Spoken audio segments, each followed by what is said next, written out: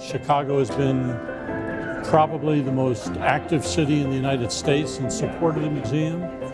We've come to the luncheon since there was a luncheon. This event is the event that this entire community has coalesced around for 2 decades now. The museum couldn't be more relevant because it's a reminder of the past. That is only part of it. It's the fact that things that happened years ago can happen again. Look at Syria, look at all over the world where, cleansing is taking place as we speak. Until we can really say never again, and the world means it, the mission of the museum is so very, very important. While we can't be together at the Sheraton, we're still going to gather in the same spirit. At a time when our voices need to be amplified more than ever, perhaps not being restrained by the walls of a ballroom this year is a good thing. Good afternoon, and thank you so much for joining us today. And a special thanks to our past chairs and honorees. I'm Kathy Hess-Tallering, and my husband Ken and I are honored to follow in their footsteps as chairs of this year's Chicago Luncheon for the United States Holocaust Memorial Museum. While we are physically apart this year, we come together with a deep understanding of the importance of the United States Holocaust Memorial Museum. At this critical moment, the museum's work to educate new generations about the dangers of anti-Semitism and alert the national conscience to lessons of the Holocaust has never been more vital. If we are committed to ensuring never again, it's up to us to be sure that young people, in fact every new generation, learn the lessons. We are so proud that the Chicago Luncheon is the largest fundraising event for the museum in the country. We thank our corporate chairs, Heather and Ben Scher, and our vice chairs, Rachel and David Sternberg, Lori and Todd Lustbader, and Kim and Perry Schwachman for being part of our 2020 leadership team. And thank you to the museum staff for creating this virtual gathering. While the format might be different, this is our opportunity to show our commitment and support to the museum. More than any other year that I can remember, this is the time to give. Please make your gift today, and please give generously. We need you. This museum needs you. As the daughter of Holocaust survivors, the museum is especially personal to our family.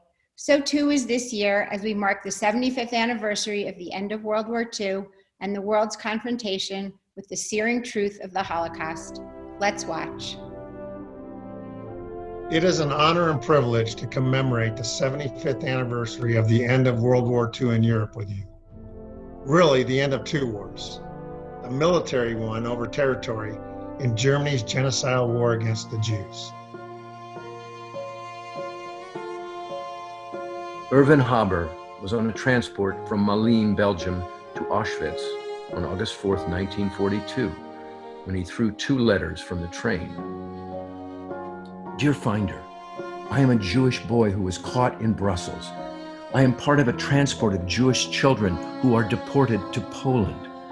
We are watched by the Gestapo and not allowed to write, and I am trying to throw this out of the train. I thank you from my heart that you are doing this good deed to my old grandmother and little sister who do not know where I am. Erwin Haber was gassed to death upon his arrival. Dear family, no fever anymore. Finally, we go. Very weak, but full of courage. My beloved children are next to me. Johanna and her sons were killed shortly after their arrival to Auschwitz. We are headed for Metz to rejoin Mama. Everything is okay. We will arrive this evening. We hope to find Mama. Be strong. We will see each other soon. No one in the family survived. My dearest darlings, we have just passed Toulouse at 12 noon. You can imagine how I feel. I am happy and glad that I don't have you two, my darlings, here with me. In God's name, be brave and calm. Heartfelt kisses to you. Your Mama. Wilma and Kurt Grunwald and their 2 sons were deported to Auschwitz. Eventually, the oldest son, who was handicapped, was selected for death. In a state of mind that is unimaginable to us, Vilma decided to voluntarily accompany him to the gas chamber so that he wouldn't go through this ordeal alone. You, my only and dearest one, do not blame yourself for what happened. It was our destiny. Take care of the little golden boy and don't spoil him too much with your love. Have a fabulous life. We must board the trucks. Into eternity, Vilma. We would be the fathers, the teachers, educators of the future. But no, we shall certainly not live to see it. We note a proof of guilt which is useless for ourselves. The trace should be thrown like a stone under the wheel of history in order to stop it. We may now die in peace. We fulfilled our mission. May history attest for us.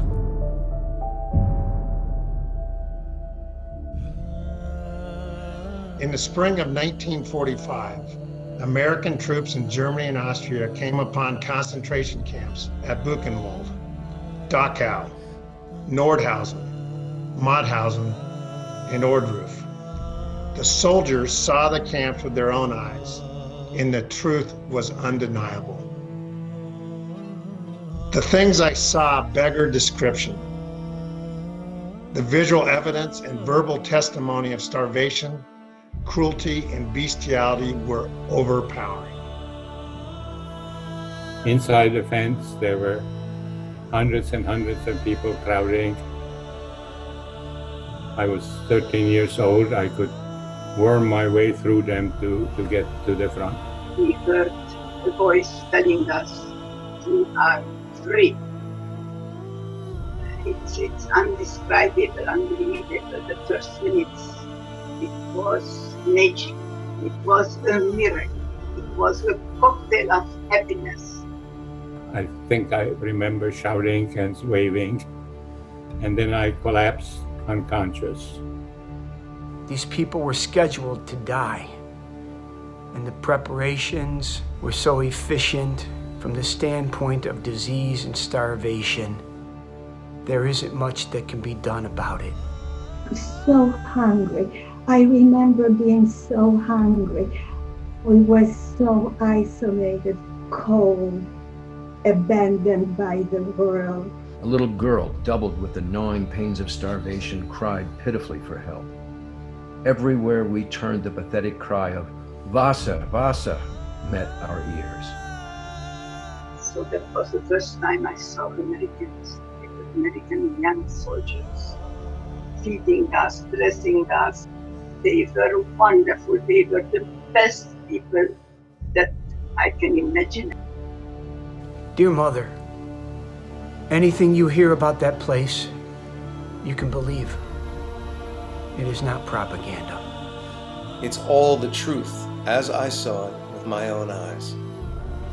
A sergeant whose mother and father disappeared into a Nazi concentration camp 3 long years ago turned his head and remarked in a tear-choked voice, "And Hitler wanted to rule the world." To Johanna, Erwin, Vilma, David, and all the others, we will never forget. We pledge to you that we will make your mission ours. When the museum opened, the Holocaust was living memory. We can't let it become distant history. We built the museum at a particular moment.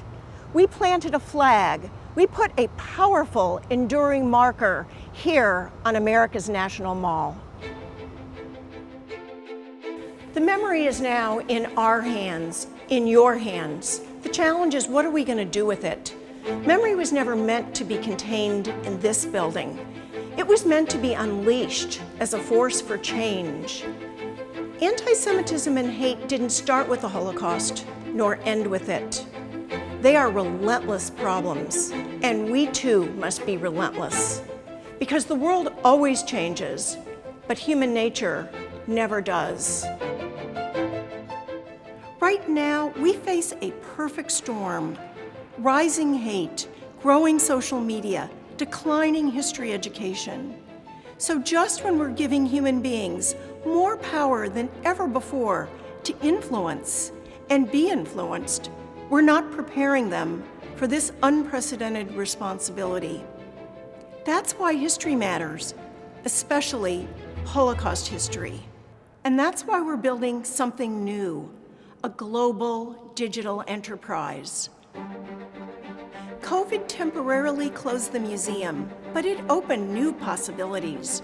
It changed how we work, Put questions in the chat or raise your hands. how we built the collection, We've also had people reach out to us through the online programming. convened scholars, A specific connection in the archival material we've looked at on liberation. and reached policymakers. The purposes of the legislation, it is to stop violence against the citizenry.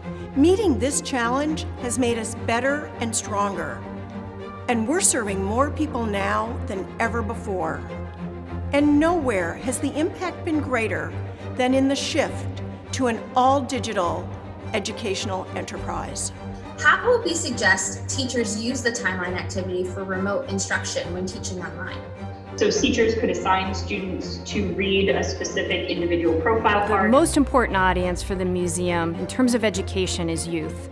So when we had to go from in-person experiences with youth and with educators who reach youth into remote learning environments, we were more than thrilled to be able to rely on what had been built here, what had been invested in here at the museum.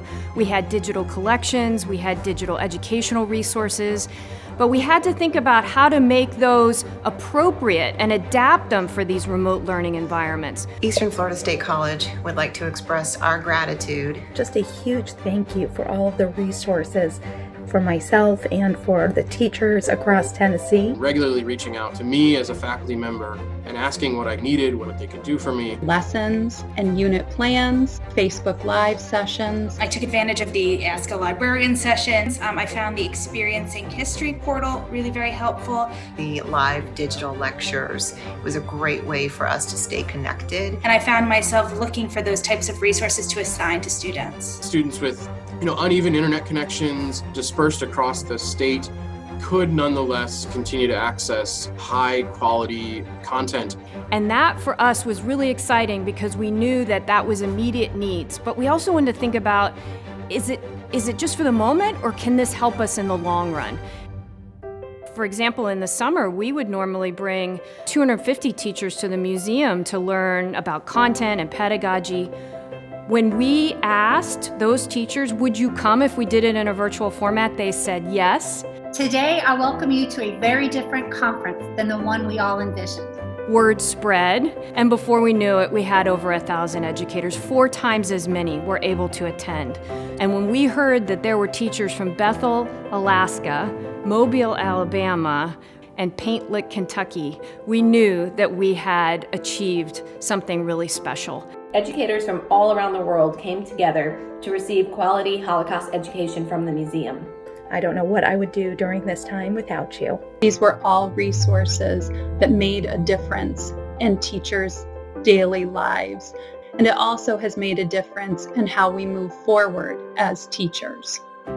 One of the earliest transitions that we made with our programs was for the program that invites local youth in DC to become ambassadors for the museum. Ambassadors, I'm not the only one who has congratulations and well wishes. Our guest speaker served on the museum council, but you may know him better as a 2-time NBA champion, Mr. Ray Allen.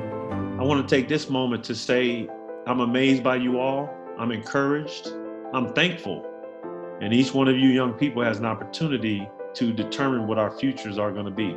My name is Rose Bohm, and I'm a sophomore at Washington. My name is Ativa D'Souza, and I'm a rising junior at the Home. We have all learned so much. We are the leaders the museum has built. Makes us want to go out and create an impact on our own personal communities. We have an obligation to speak out and stand up against hate and bigotry in this world. As we go forward, we're going to be thinking about how we maximize these new remote tools in ways that complement our in-person successes.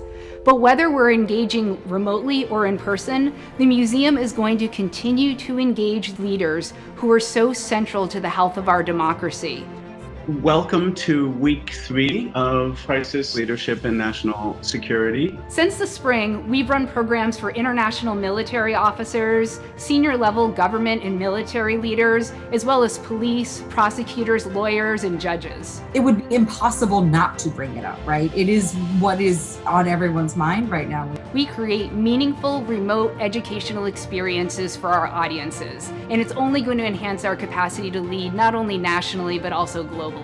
We're constantly listening. We're constantly off kilter in the sense that we know the world is changing around us and we have to listen and we have to be ready to respond, but the challenge is great. The museum has met this moment, but our work isn't done. History is a lesson and a warning. It can also be a source of hope. When people look back on the Holocaust, they often ask, what would I have done? Our job now is to get them to ask, what will I do? And we need your help.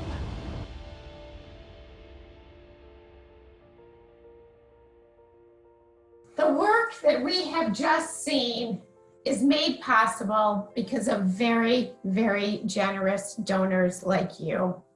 I'm Jill Weinberg. I'm the Midwest Regional Director of the United States Holocaust Memorial Museum, and I've been so blessed to know and work so closely with many, many, many of you. Today, I get to present the museum's National Leadership Award to one very extraordinary, wonderful donor in our community, Mally Rutkoff. Mally is a true leader, devoting herself to every single organization that she has gotten involved with. I have seen and admired her work for decades. Her dedication to the United States Holocaust Memorial Museum has been clear from day one. In the earliest years, she and her late husband, Alan, and their friends co-chaired a trip to the museum, bringing all their young children to see what this extraordinary place was about. Mally deepened her involvement by launching and leading our Children of Survivors effort, both locally and nationally. For those of you who know Mally, you know her humble nature and her very big heart. This is an extraordinary, wonderful combination. Mally, you embody the museum's motto, what you do matters. We thank you for all you do, and I am so proud to present to you the United States Holocaust Memorial Museum's National Leadership Award. Congratulations, Mally. Thank you, Jill, and everyone at the museum. I am deeply honored to receive this National Leadership Award. I will cherish it and the recognition always. I am the daughter of Esther Schnatowski-Zoberman, survivor of Auschwitz, and Norman Zoberman, who survived the war by eluding the Nazis in Poland and Russia. While my brother Harry and I always knew our parents of blessed memory were Holocaust survivors, they could not bring themselves to share the horrors they lived through. The little we knew was not told to us, it was what we overheard. This is a picture of my mother identified by the Nazis as A15779. My mother passed away when I was just 19, before I had the chance to ask her the many questions I had. As some of you know, the museum's researchers have helped me learn about my parents' experiences. Here you see the document the museum found tracing my mother's movement throughout the Holocaust. I was stunned when I first saw it. One word stood out to me, Kratzau. I had seen this word before. I went to my mother's jewelry box, where I hold dear scraps of paper simply because they're in her handwriting. And there it was, Kratzau, the place and date of her liberation. Just 2 months ago, the museum found another part of our family history, my father's signature on his entry card to the displaced persons camp at Wetzlar. To see this was beyond words. The museum's work to rescue the evidence and to make the collection of records accessible is invaluable to scholars and to families like mine. Like other children of survivors, I grew up surrounded and inspired by people with remarkable resilience, strength, and courage to go forward after their incomprehensible losses. The museum carries their legacies, along with those of the heroic liberators and the millions of victims who did not survive. Thank you for your generosity, for sharing your passion for the museum with me, and for honoring me in this very special way. Congratulations, Mally. I'm Edna Friedberg, a historian and senior program curator at the museum here in Washington. We're sad that we can't be at the Chicago luncheon in person this year, but my colleagues know I always joke that all roads lead to Illinois. It's my home state. It's where Derek is enrolled in graduate school at the University of Chicago, and we're very pleased to join you even if it is virtual. So, hi Derek, good to see you. Hi Edna, thanks for having me. It's really good to talk to you. Let's start at the beginning. To most people who are watching today, you're a new face, you're a new name. Let's start a little with your background. How'd you start out on this journey? Sure. I grew up among one of the leading families of the white nationalist movement in the United States that by the time that I came along, both of my parents had already created the first white power community online and the first website for white nationalists online that in some ways they are responsible for the movement itself. Like my dad helped popularize the term white nationalism, and his closest friend growing up was David Duke, who went on to win legislative office in Louisiana and became an international figure for American white supremacy. And I was born into a sense that this was really their calling and their cause, and I was fully bought into the ideology and advocated for it and helped support it. And your involvement in Stormfront, in the movement, in the website, in your radio show, this was all as a teenager, a young teen, and in high school, right? Yeah, starting from, I think about the age of 11, I started going to conferences with my dad, like actively asking if I could participate, if I could travel with him to these hotel banquet rooms where people would stand up and give speeches about race and anti-Semitism and Holocaust denial. And I started giving media interviews and building my own website and trying to be engaged and active and figure out the best way that they could move forward. Didn't you work with your father, in fact, to kind of like erase some of the more alienating symbolism? Because some of it is about packaging, for lack of a better word, a way to make it palatable to someone. Yeah, there's a dualism also within white nationalism. People who believe that you can create political change by electing local politicians all over the country. And for them, figuring out the right messaging is just essential. That was the side that my family was mostly engaged in. Can you help us, by the way, for a terminology perspective? Is there a distinction between white nationalism and white supremacy? Are they're just kind of thrown around? Are they equivalent? Are there differences? It somewhat depends on who you ask, but there is some consensus around using white nationalism to talk about the actual social movement of people who meet and who try to come up with media campaigns or field candidates or advocate for segregation, for policies that hurt communities of color, that are actively engaging in a social movement and a sort of a radical political movement.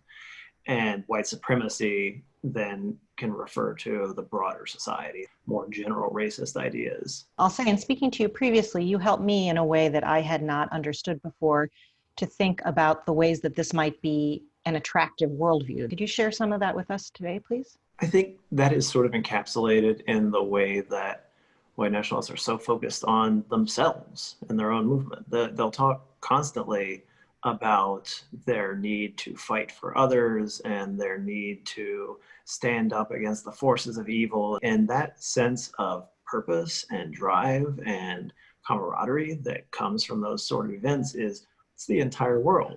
So it's really the embrace of a community, this feeling of, as you said, of purpose and also defensiveness, right? Of trying to be protective.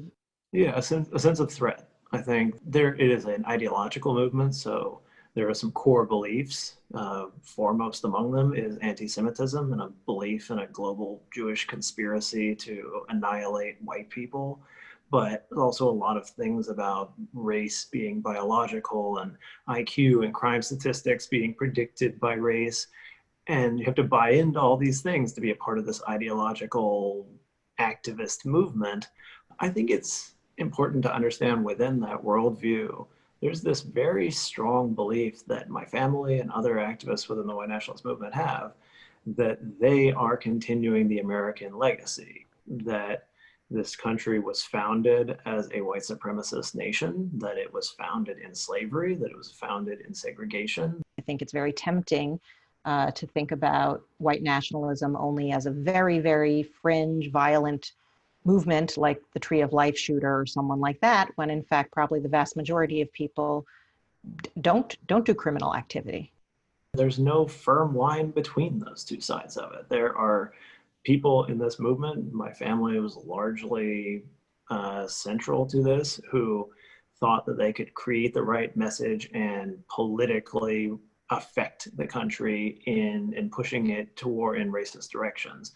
And there is a radical anti-system component of this movement that believes all the same things, except for that there is no mainstream political solution. And that is where these outbursts of violence against Jewish and communities of color happen. They believe the same things. They identify who are the threats to America, and they identify what terrible futures they think they're trying to avoid, and then they come to different conclusions about how they're going to get there. In the case of my family, we could always hold up our hands every time acts of violence happen, because technically on our website it was illegal to advocate violence. It was illegal to advocate anything against the law. You'd be banned. And so therefore, when people went out and committed mass violence against the people that we said didn't belong here, we could do a media circuit and say that person was deranged, that person was a lone wolf.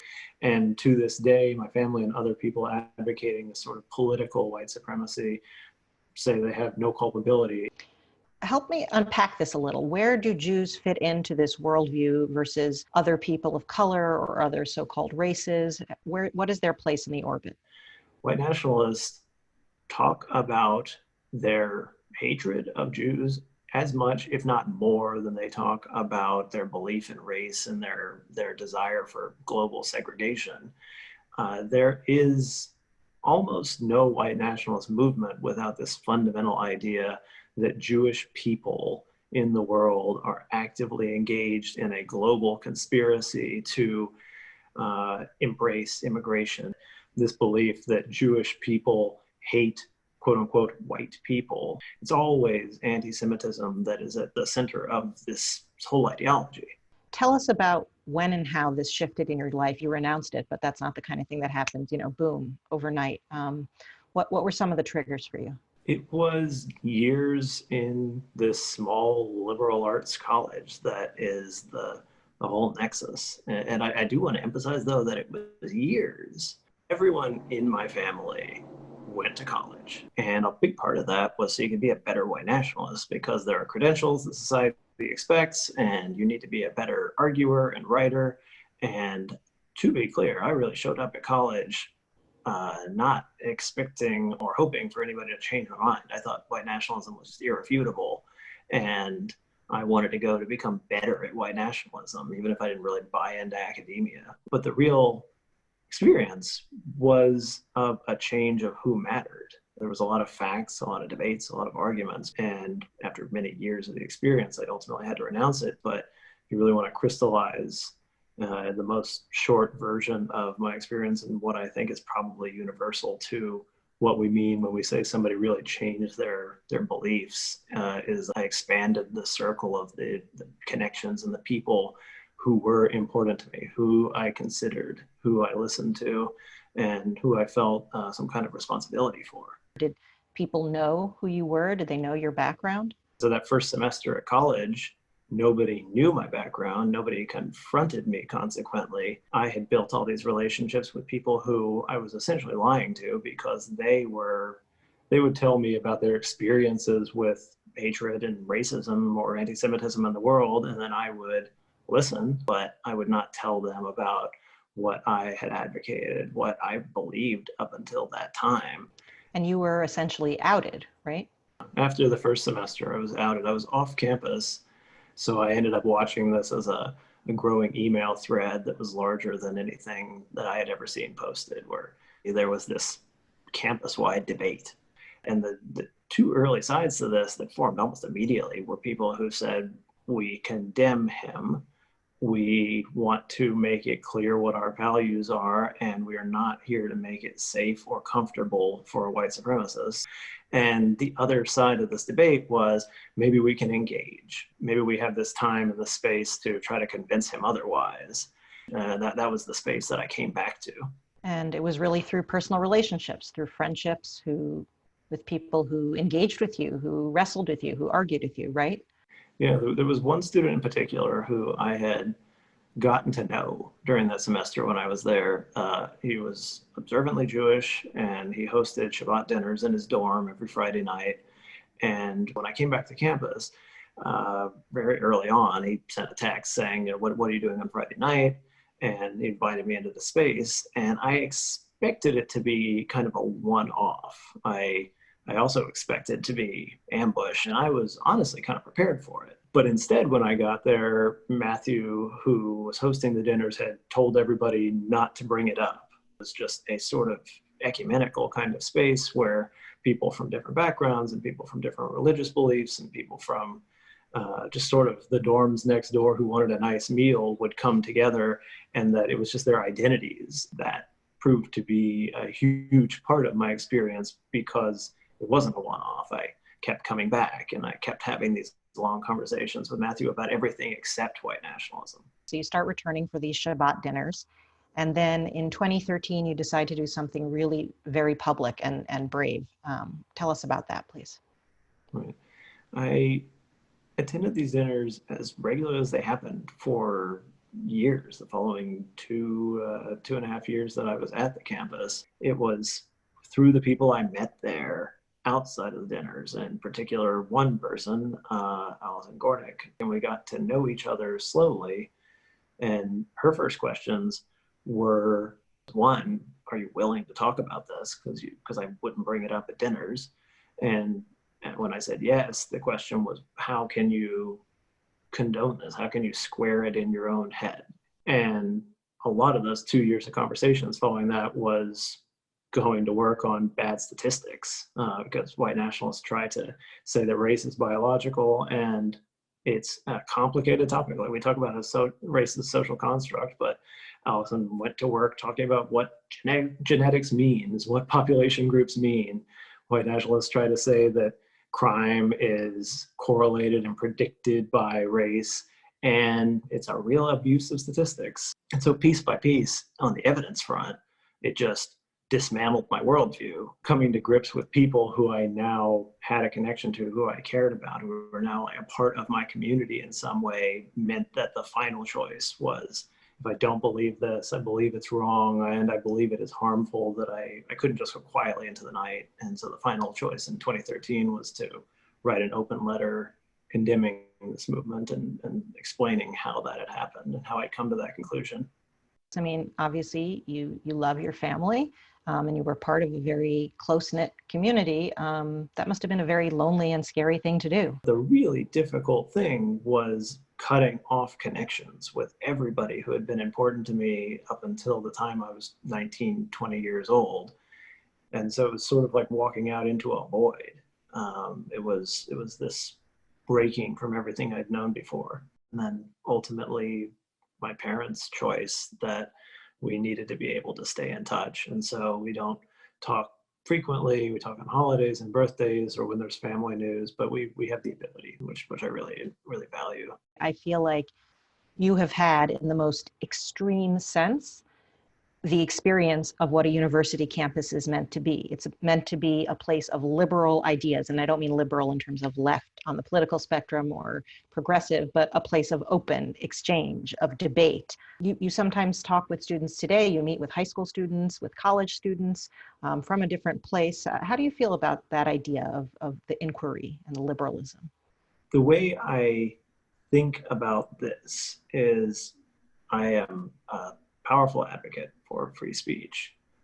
And I also want to emphasize the importance of community and our shared values, that our values are what we make of them. We decide what we want to see in the world and we assert it. Most people on the campus had their own friend groups, had their own communities, and what they could do was assert this is not a place where we support anti-Semitism and racism. And that had an impact on me, that had an impact on the other people in the community. And if the answer to finding out that I had a white supremacist radio show was to say, well, everybody has opinions, we'll just try to talk about sports or something instead, I would not have felt like I needed to engage, like I needed to see where they were coming from. Definitely at the time, it was the Shabbat dinners and Allison who came and met me at those dinners and had these conversations dismantling my beliefs that felt like the only thing that had helped me get out and see why I was wrong and come to a place where I could condemn it and publicly assert that I had been so wrong. What advice do you have for someone who might be watching this and says, I'm encountering white nationalism online or in person? Or are they just taking the bait if they engage?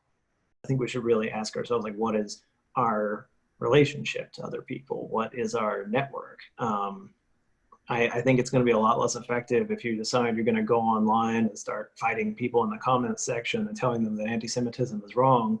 But it's going to be a lot more effective if you realize your friend that you had a brunch with it thinks some racist things about those people or that culture. You might start asking if they're willing to engage and talk to you about that.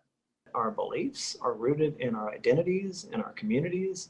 To say that we believe something is at the same time to say who's important to me, who do I care about, who do I want to protect, who do I feel like if they're threatened I want to do something about it.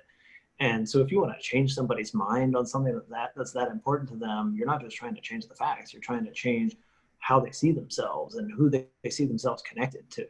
I would like to turn for a second to your scholarly work. Tell us a little about what you're studying and what difference you hope it will make in the world, why it should interest people who aren't scholars.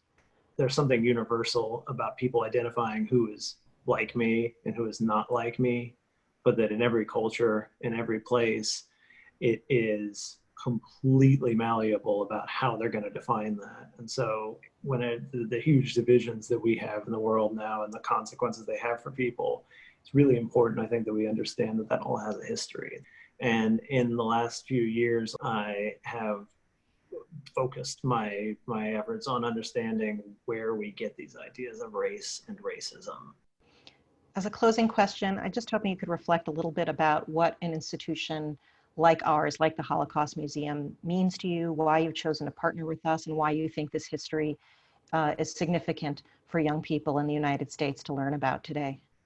I have chosen for years now to work with the Holocaust Memorial Museum because it is an institution that speaks to the core value of every human being. It is an institution that reminds us all that we have choices to make, that the actions that we take in the world have enormous consequences, and that each of us in our decisions are extremely important.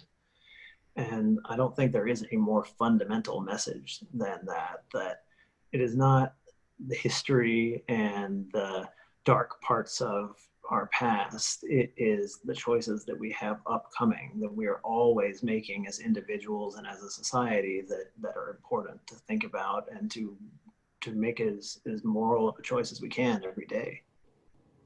Well, I want to thank you. I want to commend you on your journey, on your willingness and openness to share it with us, to be our partner. These conversations not only left you to a worldview, but to find the love of your life in Allison as well. So we wish you a lot of joy as newlyweds. Congratulations to you, Mazel Tov to you. And we appreciate the opportunity to have that conversation with you today, get a little glimpse. Thanks so much. And it is now my pleasure to introduce Holocaust survivor, our beloved museum volunteer, and Chicago's own Estelle Laughlin. Thank you, Edna. Derek, your dedication to the brotherhood of all people is an inspiration. The history of the Holocaust will not die, as some might like. Those who remember and those who hope will see the light left by the victimized people who pay the supreme price to live by their values. We can make their suffering more meaningful if we commit ourselves to defend people from slaughter. I am so grateful to the United States Holocaust Memorial Museum for giving voice to the people whose voices were silenced, and to the people who are in harm's way today. I am so grateful to everyone present here at this virtual event, and to everyone who supports the museum's effort to protect the dignity of every individual. To Estelle and the other survivors, we pledge to keep your stories alive. We will remember.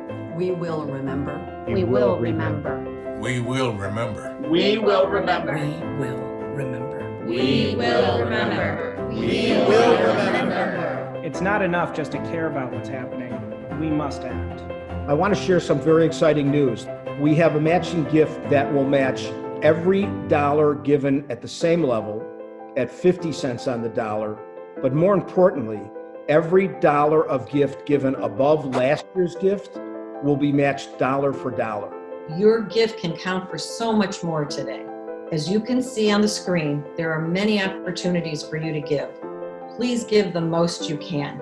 If we rise to the occasion, current and future generations will understand their roles in shaping a future different from the past. Please make your gift now. Please give generously. Thank you. Thank you. Thank you so much. We thank you all for joining us today. Be safe and be well. This concludes our program.